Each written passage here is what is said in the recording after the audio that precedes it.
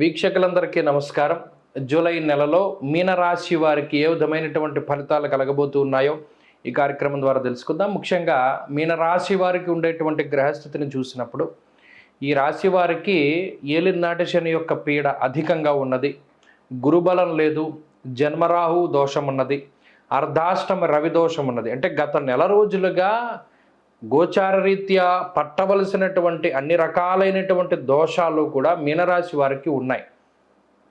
మరి జూలై నెలలో 13వ తారీఖు నాడు కొంత స్వాంతన చేకూరడానికి అవకాశం ఉంటుంది. అంటే ఏంటి అంటే 2వ స్థానమందు సంచరిస్తూ ఉన్నటువంటి కుజుడు తృతీయ స్థానంలోకి సంచారాన్ని చేస్తారు. అర్ధాష్టమ రవి అనగా దోషభూయిష్టమైనటువంటి స్థానంలో ఉన్నటువంటి రవి ఆ దోషపూరితమైనటువంటి స్థానాన్ని వదిలిపెట్టి పంచమ స్థానంలోకి వెళతారు. ఇవి రెండు విషయాలు కూడా ఈ రాశి వారికి చాలా గొప్ప ప్రయోజనాన్ని చేకూర్చేటువంటి విషయాలుగా చెప్పవచ్చును. అంటే మంచి చేస్తాయి అని. ముఖ్యంగా తృతీయ స్థానంలోకి కుజుడు రావడం వల్ల విత్తలాభ సదారోగ్యమిష్ట సిద్ధి సుఖావహ. ఇప్పటివరకు కుజుడు 2లో ఉండడం, అర్ధాష్టమ రవి ఉండడం వల్ల కుటుంబపరమైనటువంటి సమస్యలు, ఏ నిర్ణయాన్ని మీరు తీసుకున్నా కుటుంబ సభ్యులు, తోబుట్టువులు, మిత్రులు, సన్నిహితులు, శ్రేయోభిలాషులు అందరూ మిమ్మల్ని ప్రతికూలిస్తూ ఉండడమే.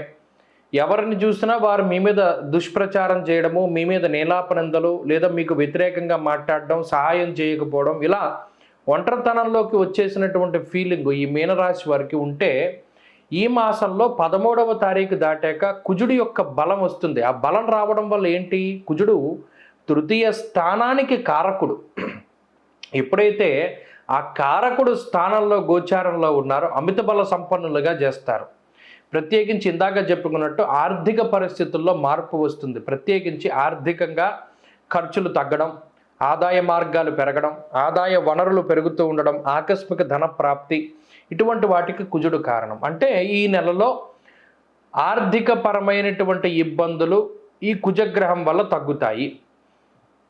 ఈ కుజుడిచ్చేటువంటి అనుకూలత వల్ల తగ్గుతాయి. ఇక రెండో విషయం, అర్ధాష్టమ రవి దోషం ఎప్పుడైతే పోయిందో కుటుంబ సభ్యుల యొక్క సహకారం కూడా మీకు లభిస్తుంది.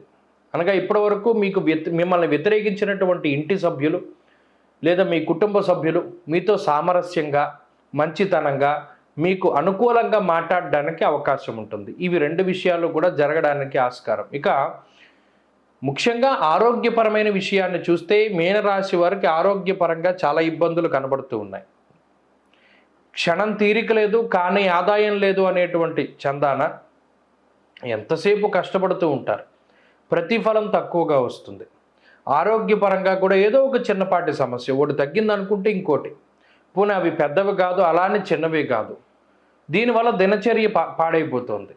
ప్రయాణాలు కానీ లేదా ఇంకోటి ఏదైనా వాయిదా పడుతూ ఉన్నటువంటి పరిస్థితి, దాని నుండి బయటపడడానికి ప్రయత్నం చేస్తారు. ఈ మాసంలో వాటన్నిటి నుండి కూడా బయటపడుతూ ఉంటారు. ఆరోగ్యం బాగుంటుంది, కుటుంబ పరిస్థితులు బాగున్నాయి, ఆర్థిక పరిస్థితులు బాగున్నాయి. అలాగే ఉద్యోగ వ్యాపారాలకి సంబంధించినటువంటి విషయాలు మీనరాశి వారికి ఈ మాసంలో చాలా అనుకూలంగా ఉన్నాయి. అయితే ఉద్యోగ మార్పు అనివార్యమవుతుంది. కొన్ని సందర్భాల్లో ఉద్యోగ మార్పు ఖచ్చితంగా చేయవలసినటువంటి పరిస్థితులు వస్తాయి. అలా చేసినప్పటికీ మరొక ఉద్యోగం వెంటనే మీకు లభించడానికి కూడా ఈ గ్రహస్థితి అవకాశాన్ని కల్పిస్తుంది. అయితే అది కేవలం 15వ తారీఖు దాటిన తర్వాత మాత్రమే. 15వ తారీఖు లోపు ఉద్యోగ అవకాశాలు చాలా తక్కువ. అలాగే విద్యార్థులకి గ్రహస్థితి చాలా అనుకూలంగా ఉన్నది. దూరత్ర చదువుకునేటువంటి వారు, విదేశాల్లో చదువుకునేటువంటి వారికి ఈ గ్రహస్థితి చాలా అనుకూలిస్తూ ఉంటుంది. స్త్రీలకి కూడా ప్రత్యేకించి ఈ గ్రహస్థితి చాలా సానుకూలమైనటువంటి ఫలితాలను ఇస్తూ ఉన్నది. అయితే ఆరోగ్యం పట్ల శ్రద్ధ వహించాలి, అనవసరమైనటువంటి ఖర్చులు తగ్గించుకోవాలి, అతి విశ్వాసానికి వెళ్ళకూడదు. స్త్రీలు ఈ విషయాల పట్ల అవగాహన గనక కలిగి ఉండగలిగితే మంచి ఫలితాలు సంప్రాప్తమవుతాయి. ఈ జూలై నెల మీనరాశి వారికి గత మాసంతో పోల్చుకుంటే మంచి ఫలితాలని ప్రసాదిస్తూ ఉన్నది. మరిన్ని మంచి ఫలితాల కోసమై ఈ రాశివారు ప్రత్యేకించి ఈ మాసంలో వచ్చేటువంటి శనిత్రయోదశులు కానీ, మాస శివరాత్రులు కానీ, ఆరుద్ర నక్షత్రం కానీ, స్వాతి నక్షత్రం కానీ, ఆ నక్షత్రాలలో పరమేశ్వరుడికి అభిషేకం జరిపించుకుంటూ ఉండండి. ఏకవారం కానీ, ఏకాదశం కానీ చక్కగా రుద్రంతో అభిషేకం చేయించుకుంటూ ఉండండి.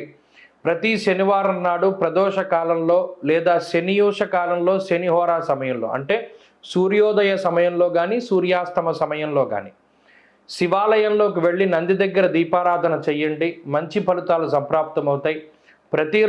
ప్రతిరోజు రుద్రకవచాన్ని పారాయణ చేయండి, లేదా పరమేశ్వరుడికి సంబంధించినటువంటి స్తోత్రాలు పంచాక్షరి మంత్రాన్ని కానీ లేదా బిల్వాష్టకాన్ని కానీ మరి ఏ ఇతరత్ర స్తోత్రాన్ని అయినా సరే పారాయణ చేయండి, మంచి ఫలితాలు సంప్రాప్తమవుతాయి. స్వస్తి.